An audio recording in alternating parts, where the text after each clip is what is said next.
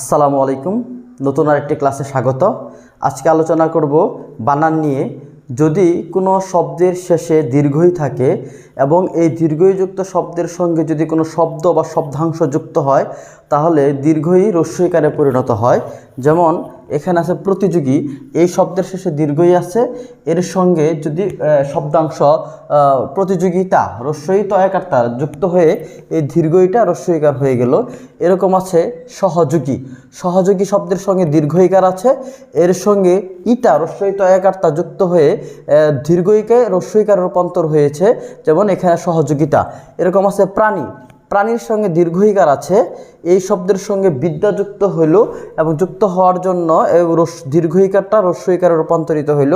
এরকম আছে উপকারী, উপকারীর শেষে দীর্ঘইকার আছে, এর সঙ্গে দীর্ঘইকার রস্বইকারে পরিণত হয়েছে, উপকারিতা ইটা যুক্ত হয়েছে। এখানে বিলাসী, বিলাসীর সঙ্গে শেষে দীর্ঘইকার আছে, এটা রস্বইকারে রূপান্তরিত হয়েছে। আছে মন্ত্রী, এখানে মন্ত্রীকে দীর্ঘইকার রূপান্তরিত হয়ে রস্বইকার হয়েছে, মন্ত্রী পরিষদ।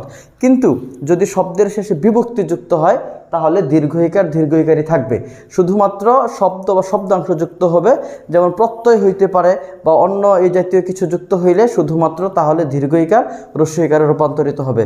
ধন্যবাদ সকলকে। আসসালামু আলাইকুম।